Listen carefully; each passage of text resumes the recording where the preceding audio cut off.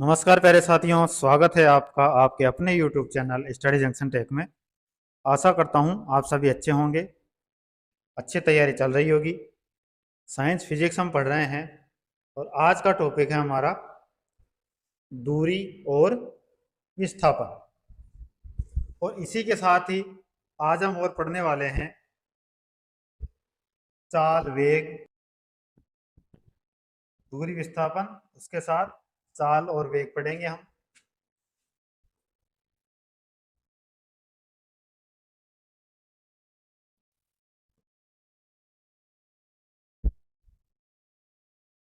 तो सबसे पहले तो देखिए,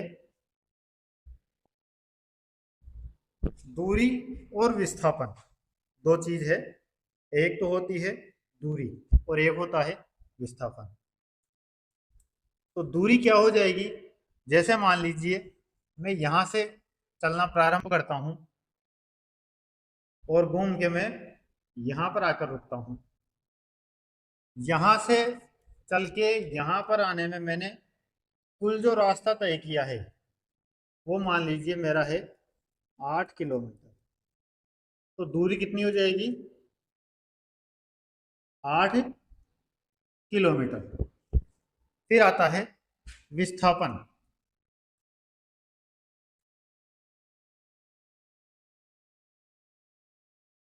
विस्थापन क्या होता है? देखिए, जैसे यहां से मैंने चलना प्रारंभ किया और मैं घूमता हुआ यहां आकर रुक गया।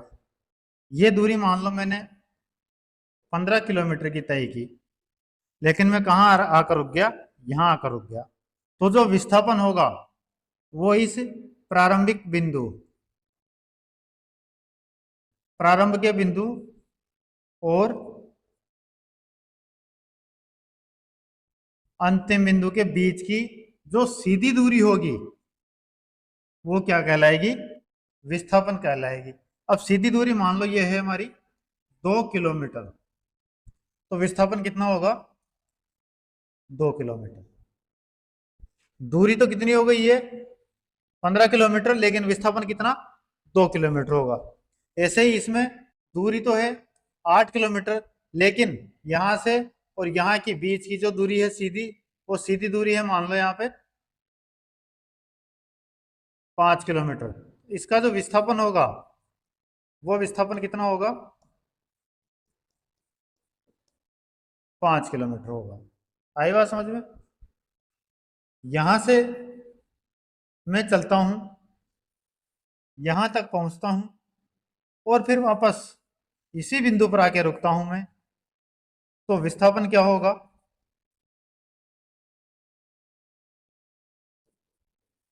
शून्य होगा, क्योंकि प्रारंभिक और अंतिम बिंदु के बीच की सीधी दूरी क्या कहलाती है?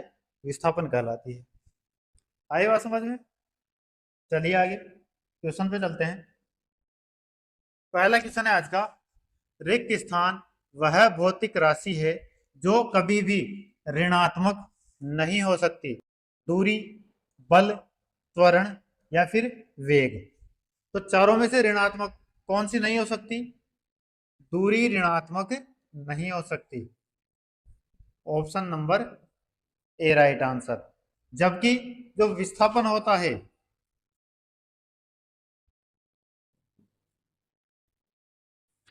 विस्थापन ऋणात्मक हो सकता है।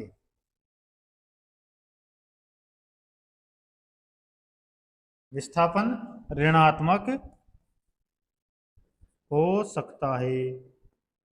आई बात समझ में? इसके अलावा बल भी हो सकता है, वेग और त्वरण भी हो सकता है, लेकिन दूरी कभी भी ऋणात्मक नहीं होगी। दूरी अदिश राशि है जो कभी ऋणात्मक नहीं होती है, जबकि बल, त्वरण एवं वेग सदिश राशि है जिनका मान धनात्मक, ऋणात्मक और शून्य तीनों हो सकते हैं। Next question. रिक्त स्थान का उपयोग एक वस्तु की समग्र गति का वर्णन करने और किसी दिए गए समय पर इसकी प्रारंभिक स्थिति के संदर्भ में अंतिम स्थिति का पता लगाने के लिए किया जाता है।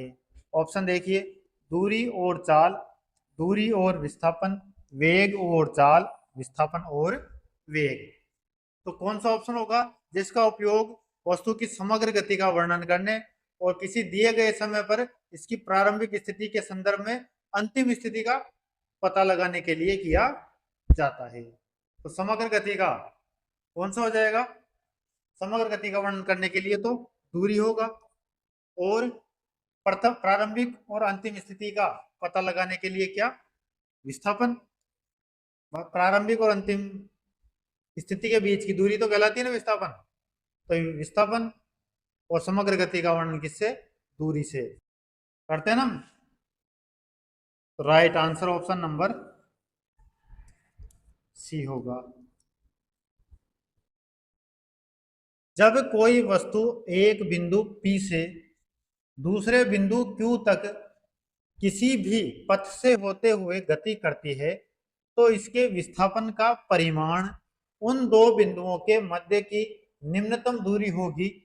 दूरी और विस्थापन का उपयोग एक वस्तु की समग्र गति का वर्णन करने और किसी दिए गए समय पर इसकी प्रारंभिक स्थिति के संदर्भ में अंतिम स्थिति का पता लगाने के लिए किया जाता है।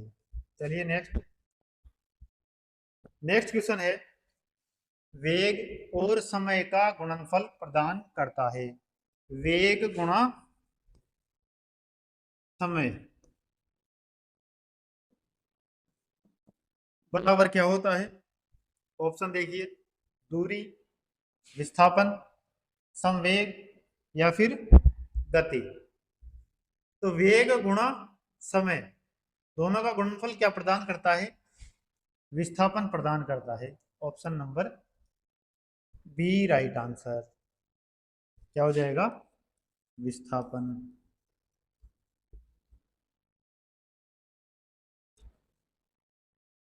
नेक्स्ट, वेग तथा समय के गुणनफल को विस्थापन कहा जाता है। एक निश्चित दिशा में दो बिंदुओं के बीच किसी वस्तु द्वारा तय की गई लंबवत दूरी को विस्थापन कहते हैं। यह सदिश राशि है, इसका एसआई मात्रक मीटर है। नेक्स्ट क्वेश्चन, यदि किसी वस्तु द्वारा तय की गई दूरी 0 है तो वस्तु का विस्थापन कितना होगा? तय की गई दूरी कितनी है? 0 है, तो विस्थापन कितना होगा भैया?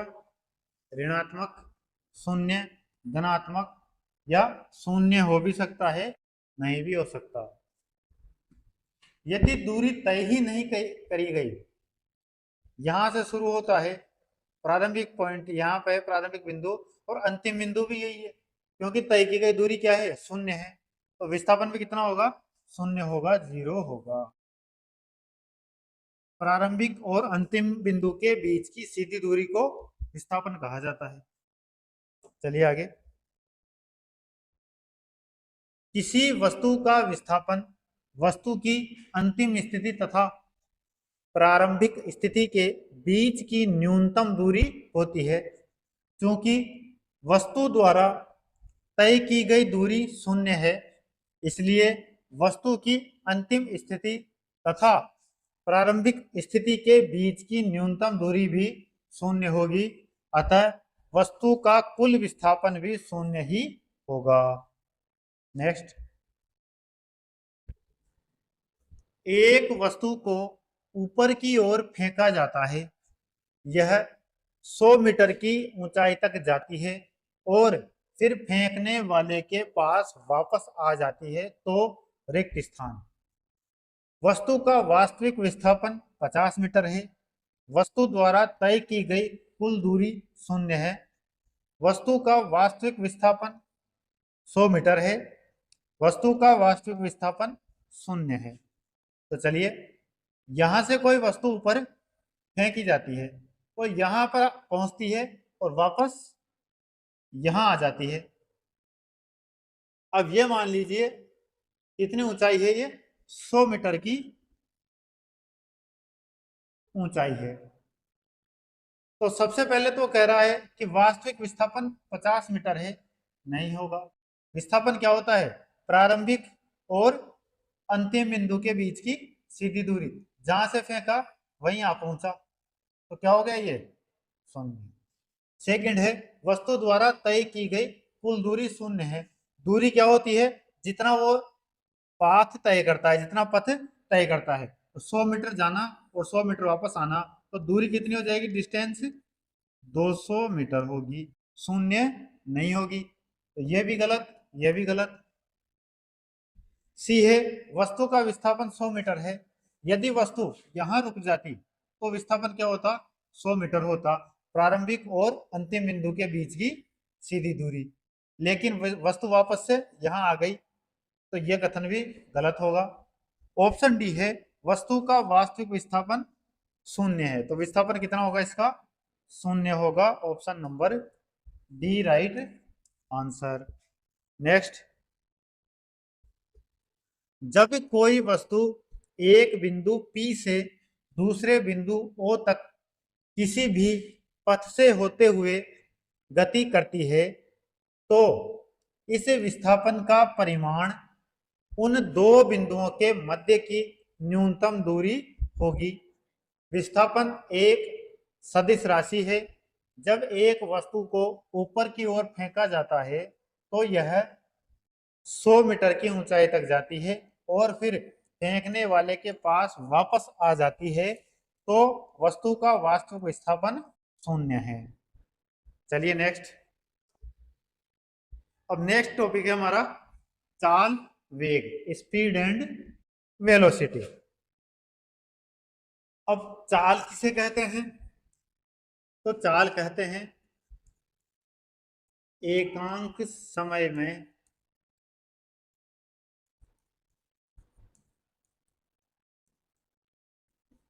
तय की गई दूरी। एकांक समय में तय की गई दूरी क्या कहलाती है? चाल कहलाती है। जबकि वेग किसे कहते हैं? वस्तु की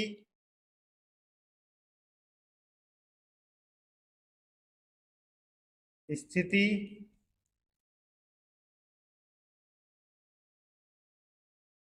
बदलने की दर क्या कहलाती है? वेग। आई बात समझ में? चलते हैं क्वेश्चन पर।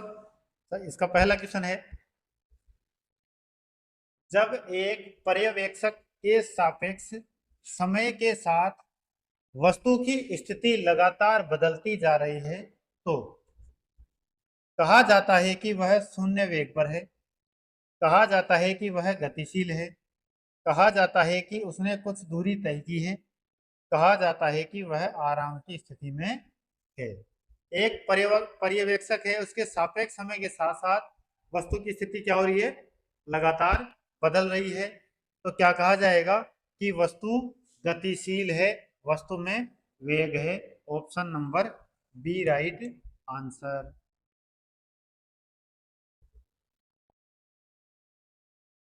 जब एक पर्यवेक्षक के सापेक्ष समय के साथ वस्तु की स्थिति लगातार बदलती जा रही है, तो कहा जा सकता है कि वह वस्तु गतिशील है। उदाहरण स्वरूप, यदि हम नाव पर बैठकर किसी नदी को पार कर रहे हैं, तो हम नाव के सापेक्ष विराम अवस्था में हैं, क्योंकि नाव के सापेक्ष समय के साथ साथ हमारी स्थिति में कोई परिवर्तन नहीं हुआ। परंतु जब हम नदी के किनारे को देखते हैं, तो हम कह सकते हैं कि हम गति की अवस्था में हैं, क्योंकि नदी के किनारे के सापेक्ष समय के साथ हमारी स्थिति बदलती रहती है। चलिए आगे। नेक्स्ट है, एक चालक समान गति से अपनी कार को चलाता है और 60 सेकंड में 288 मीटर की दूरी तय करता है। गति ज्ञात करें। तो देखो, चाल बराबर क्या होता है भैया? दूरी बटा समय, और इसे ही क्या कहा जाता है, गति। तो दूरी कितनी, 288 मीटर, समय कितना, 60 सेकंड। तो 6 से ये 10 बार, 6 का भाग 2, 6 चौका 24, 4 बच गया, 6 आठे 48, कितना बचा ये, 48/10। 10 का भाग 48 में देंगे तो 4.8 मीटर प्रति सेकंड आंसर। कौन से ऑप्शन में है, option number A right answer, 4.8 metre पर सेकंड। चाल बराबर दूरी बटा समय, तो 288/60 करेंगे, 4.8 मीटर पर सेकंड। नेक्स्ट क्वेश्चन है, किरण 90 मीटर लंबे पूल में तैरती है, एक छोर से दूसरे छोर तक और फिर वहां से वापस उसी सीधे पथ पर तैरकर वह 2 बार में 360 मीटर की दूरी तय करती है। किरण का औसत वेग ज्ञात करें। चलिए आगे देखिए, 90 मीटर लंबा कोई पूल है, ये क्या है, पूल है, पानी भरा हुआ है इसमें 90 मीटर। अब किरण यहां से प्रारंभ होती है तैरना और यहां तक जाती है, फिर वापस यहाँ आती है, फिर जाती है और फिर वापस यहाँ आ जाती है। तो उसने कितनी दूरी तय करी है, कुल 360 मीटर। अब पूछा जा रहा है कि वेग कितना है, उसका वेग कितना है, औसत वेग ज्ञात करना है हमें। औसत वेग, औसत वेग क्या होता है भैया, विस्थापन बटा समय। तो विस्थापन कितना होगा, 0। अब समय कितना भी लगो उसमें, समय कितना भी लगो, आंसर क्या आएगा हमारा, 0 नहीं आएगा। क्वेश्चन में समय दे नहीं रखा वैसे, 90 मीटर लंबे पूल में तैरती है, सीधे पर समय दे नहीं रखा इसमें, तो अभी कोई बात नहीं है, क्योंकि विस्थापन क्या हो रहा है, 0 हो रहा है, तो औसत वेग भी क्या होगा, 0 मीटर पर सेकंड। कौन से ऑप्शन में है, option number A right answer, option A right answer. चूंकि किरण जहां से चलती है वहीं वापस आ जा रही है, अतः उसका विस्थापन 0 होगा, इसीलिए औसत वेग भी कितना, 0 मीटर पर सेकंड होगा। नेक्स्ट, किसी वस्तु का त्वरण इसके रिक्त स्थान में प्रति इकाई समय में हुआ परिवर्तन है। त्वरण, त्वरण क्या कहलाता भैया, तो जो त्वरण की परिभाषा होती है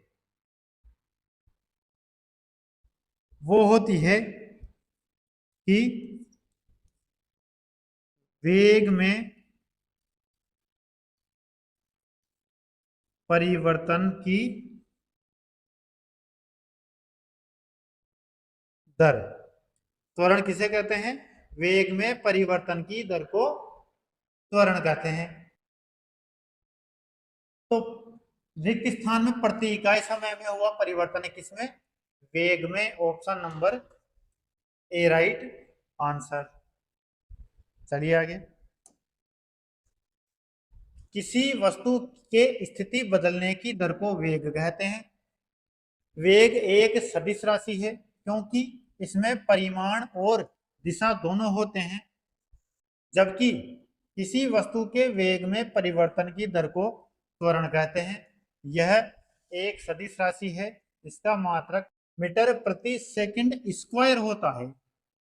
जो त्वरण होता है त्वरण की इकाई क्या होती है, मात्रक क्या होता है, मीटर प्रति सेकंड स्क्वायर, जबकि वेग का क्या होता है, मीटर प्रति सेकंड। नेक्स्ट,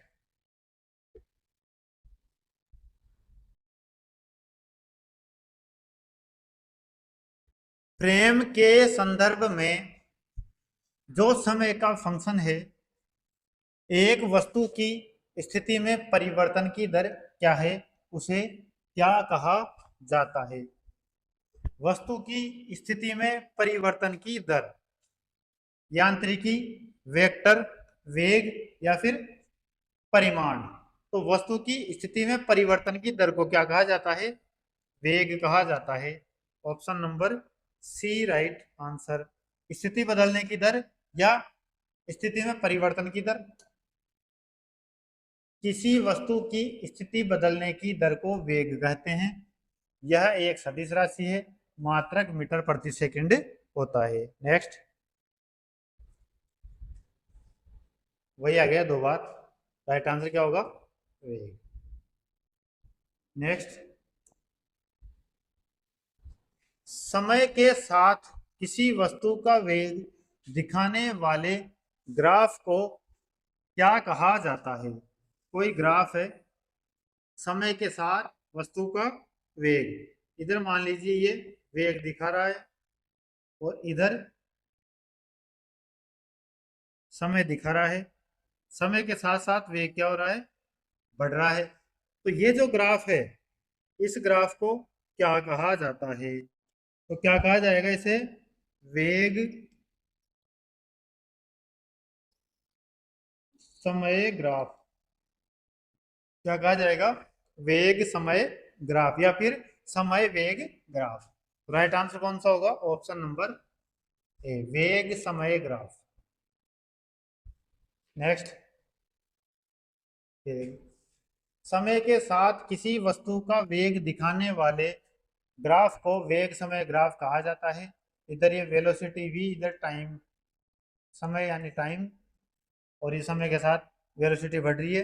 वेग समय ग्राफ के अनुपात से ही किसी पिंड का त्वरण ज्ञात किया जाता है। ए यानी त्वरण बराबर dv बटा dt। ए क्या है इसमें, त्वरण, एक्सेलरेशन। नेक्स्ट, औसत चाल और औसत वेग वस्तु की गति दर्शाता है।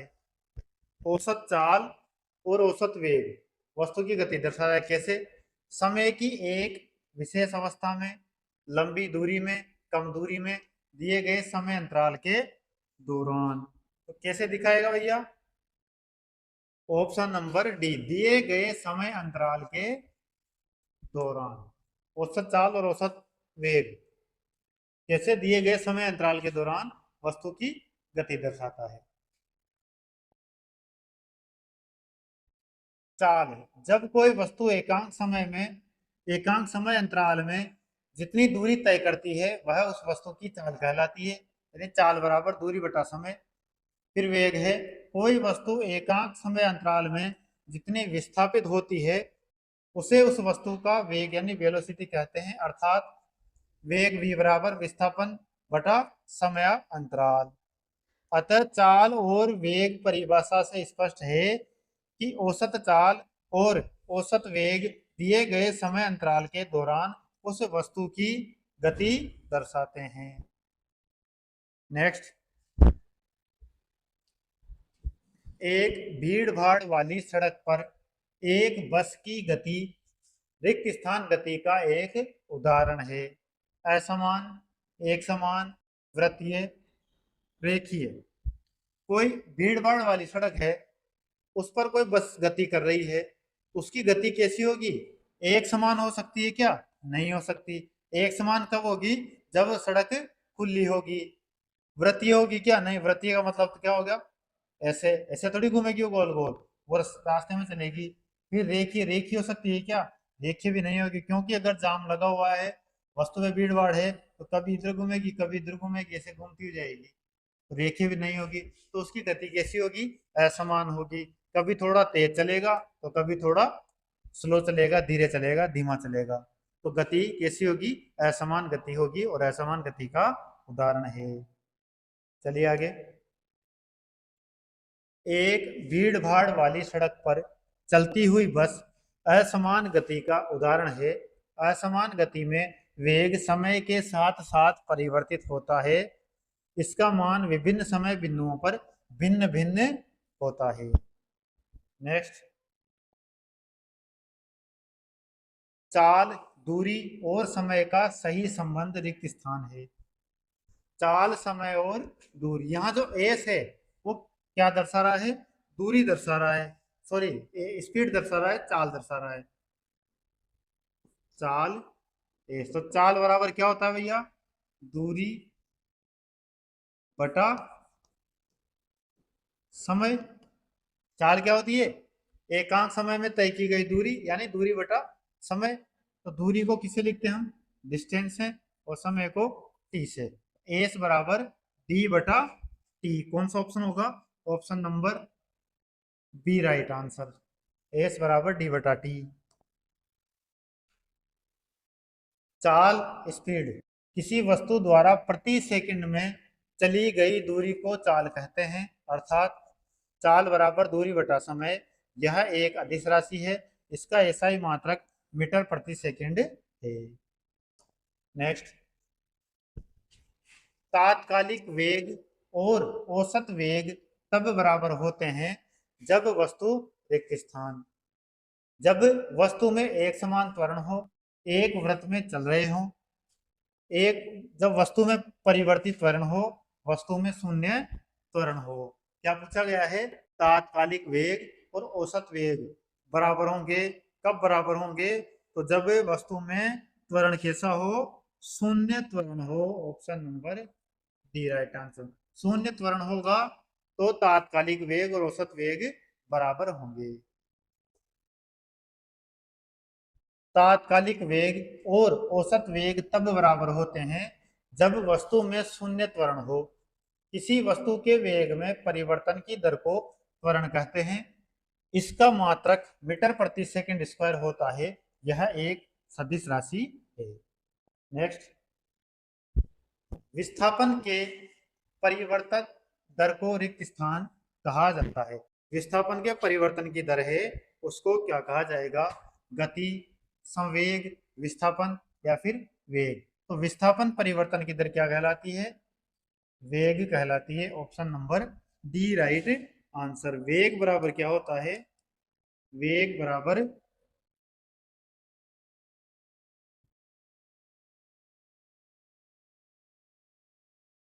वेग बराबर विस्थापन बटा समय। तो विस्थापन के परिवर्तन की दर क्या हो गई? वेग हो गया। Option D right answer. विस्थापन के परिवर्तन दर को वेग कहा जाता है। इसका एसआई मात्रक मीटर प्रति सेकंड तथा विमा एल टी की पावर -1 होता है। यह एक सदिश राशि है। आएगा समझ में? चलिए आगे। नेक्स्ट क्वेश्चन है, विस्थापन के परिवर्तन की दर को क्या कहते हैं? वापस से आगे देखो, ये एएलटी टेक्नीशियन 29/8/18 को शिफ्ट फर्स्ट में, और ये वाला 5/12/18 शिफ्ट थर्ड ग्रुप डी में। क्वेश्चन सेम है, अलग अलग एग्जाम में आया हुआ है। तो विस्थापन के परिवर्तन की दर क्या होगी भैया? वापस से वेग। Option number D right answer, वेग होगा। नेक्स्ट, फिर वापस से आ गया ग्रुप डी 3/10/18 को। विस्थापन के परिवर्तन की दर क्या कहा जाएगा? वेग कहा जाएगा। ऑप्शन बी राइट आंसर होगा। आगे चलिए। नेक्स्ट क्वेश्चन है, यदि कोई वस्तु समान समय अंतराल में असमान दूरी तय करती है तो इसे रिक्त स्थान में कहा जाता है। समय अंतराल समान है लेकिन दूरी क्या है? असमान है। इसे क्या कहा जाता है? असमान गति, रूपांतरित गति, समान गति, गुणन गति। समय समान है, दोनों एक एक घंटा चल रही है, लेकिन एक बार में 10 किलोमीटर चल रही एक तो, और दूसरी चल गई 15 किलोमीटर। तो इसे क्या कहा जाएगा? असमान गति। समय समान है लेकिन गति असमान है, एक की गति तेज है तो एक की गति धीमी है। Option A right answer. Next, जब कोई वस्तु समान समय अंतराल में समान दूरी तय नहीं करती है तो इस गति को असमान गति कहा जाता है। असमान गति का असमान गति का दूरी समय ग्राफ एक वक्र रेखा में होता है, यानी यहां से चला और ये। नेक्स्ट, किसी निर्दिष्ट दिशा में किसी वस्तु की गति को कहा जाता है। निर्दिष्ट दिशा में कोई दिशा निर्दिष्ट की हुई है, उस दिशा में वस्तु की गति है, उसे क्या कहा जाएगा? गति, विस्थापन, वेग या फिर चाल। उसे क्या कहा जाएगा? निर्दिष्ट दिशा में अगर वस्तु गति हो रही है उसे वेग कहा जाता है। Option number C right answer. वेग क्या है? एक सदिश राशि है, तो निर्दिष्ट दिशा में यानी निर्देशित दिशा में यानी सदिश दिशा में। नेक्स्ट, गति करती हुई जब कोई वस्तु इकाई समय में किसी निश्चित दिशा में जितनी दूरी तय करती है उसे उस वस्तु का वेग कहते हैं। वेग एक सदिश राशि है जिसका मात्रक मीटर प्रति सेकंड होता है।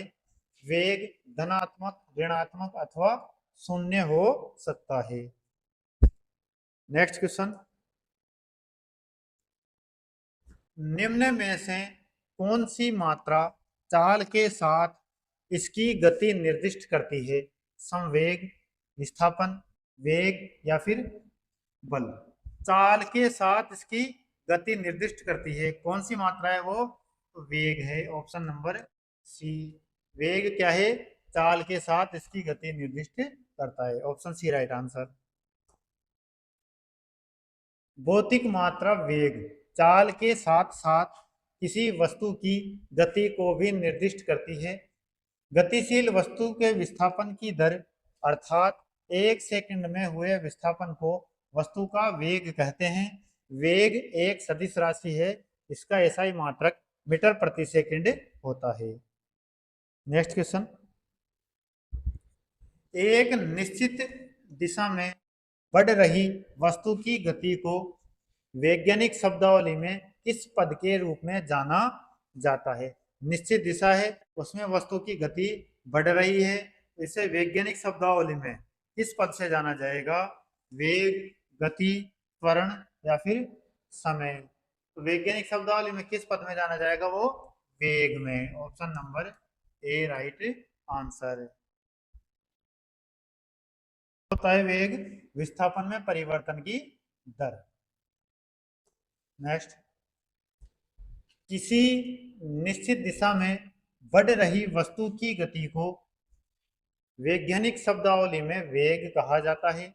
यह एक सदिश राशि है जो विस्थापन पर निर्भर करती है, जबकि चाल एक अदिश राशि है जो दूरी पर निर्भर करती है। वेग का मात्रक मीटर प्रति सेकंड होता है। नेक्स्ट क्वेश्चन, समय के साथ विस्थापन में परिवर्तन की दर को कहा जाता है। समय के साथ विस्थापन में परिवर्तन की दर, त्वरण, बल, वेग या फिर चाल। तो क्या कहा जाएगा? वेग कहा जाएगा। Option number C. विस्थापन में परिवर्तन की दर को वेग कहते हैं। नेक्स्ट, किसी वस्तु द्वारा एकांक समय में निश्चित दिशा में तय किए गए विस्थापन अथवा समय के साथ वस्तु के विस्थापन में परिवर्तन की दर को उसका वेग कहते हैं। वेग सदिश राशि है, इसका एसआई मात्रक मीटर प्रति सेकंड है। नेक्स्ट टॉपिक अब प्रक्षेप्य गति, प्रोजेक्टाइल मोशन। कोई भी जो प्रोजेक्टाइल है, जैसे यहाँ पे प्रोजेक्टाइल है, इसको हम लॉन्च करते हैं, इसका पथ कैसा बनता है? ऐसा। इसको जब कोई भी जैसे बंदूक तोप का गोला होता है या कोई मिसाइल होती है, उसको छोड़ा जाता है और वैसे जाके अपने लक्ष्य पर गिरता है, तो इसे क्या कहा जाता है? प्रक्षेप्य गति या प्रोजेक्टाइल मोशन। तो चलते हैं इसके क्वेश्चन पर। किसी कोण से फेंके जाने पर कोई वस्तु सर्वाधिक दूरी तक प्रक्षेपित होती है। 60 डिग्री, 75 डिग्री, 30 डिग्री, 45 डिग्री। सर्वाधिक दूरी तक प्रक्षेपित यानी जो उसकी परास होगी वो परास सर्वाधिक होनी चाहिए। अब परास सर्वाधिक कब होगी? जब उसको 45 डिग्री कोण पर छोड़ा जाएगा, यानी थीटा कितना होगा उसका? 45 डिग्री। 45 डिग्री कोण पर अगर उसको छोड़ा जाता है तो सर्वाधिक दूरी तय करेगी। परास क्या होती है? यहां से छोड़ा और घूम के यहां आकर गिरा, इसके बीच की जो सीधी दूरी होगी ये क्या कहलाती है? परास कहलाती है। तो कब होगी ये? 45 डिग्री पर। Option number D right answer. जब एक भाला फेंक का खिलाड़ी होता है नीरज चोपड़ा, तो जब वो अधिक दूरी तक भाला फेंकता है तो उसको कितने डिग्री पर फेंका जाता है? 45 डिग्री पर फेंका जाता है। नेक्स्ट, जब किसी वस्तु को प्रक्षेप्य पथ पर 45 डिग्री पर प्रक्षेपित किया जाता है तो वह अधिकतम परास यानी दूरी तय करता है। परास रेंज बराबर यू स्क्वायर यानी प्रारंभिक गति का स्क्वायर साइन 2 थीटा बटा जी। यदि थीटा बराबर 45 डिग्री है तो आर मैक्सिमम कितना होगा? यू स्क्वायर गुणा साइन 2 गुणा 45 डिग्री बटा जी। तो यू स्क्वायर 45 गुणा 2 किया तो साइन 90 डिग्री बटा जी। साइन 90 डिग्री का मान 1। आर मैक्सिमम कितना हो जाएगा? प्रारंभिक गति का स्क्वायर बटा जी का मान। नेक्स्ट, किसी प्रक्षेप्य का प्रक्षेप वृत्त या पथ होता है सरल रेखा, परवलय, वृत्त या फिर अति परवलय। तो देखो यहां से छोड़ा जा रहा है तो कैसे आके गिरता है? सरल रेखा ने सीधी रेखा पे जाने से रहा, वो नहीं जा सकता कभी भी। सीधी रेखा 90 डिग्री पर हम दागेंगे तो कैसे जाएगा? ऐसे नीचे गिरेगा। वृत्त में घूम नहीं सकता, वो दागेंगे तो वो ऐसे करके ऐसे नहीं जा सकता। वो कैसे जाता है? यहां से हम दाग रहे हैं तो वो ऐसे जाएगा। इसे क्या कहा जाता है? परवलय, पेराबोला या पेरीबोलिक। तो पथ कैसा होगा उसका? परवलयाकार पथ होगा। Option number B right answer. प्रक्षेप्य गति गति का वह रूप है जिसके द्वारा किसी कण या वस्तु को पृथ्वी की सतह के निकट क्षैतिज से किसी कोण पर प्रक्षेपित किया जाता है। प्रक्षेप्य के पथ को प्रक्षेप्य वक्र कहा जाता है। प्रक्षेप्य पथ परवलयाकार होता है। आई बात समझ में? तो ये थी हमारी आज की क्लास। आज की क्लास को यहीं समाप्त करते हैं। क्लास की पीडीएफ हमारे Telegram channel study junction tech पर मिल जाएगी, जिसका लिंक डिस्क्रिप्शन बॉक्स में दिया गया है। वहां जाके आप पीडीएफ प्राप्त कर सकते हैं, अपनी तैयारी को और अधिक बेहतर बना सकते हैं। धन्यवाद। जय हिंद, जय भारत।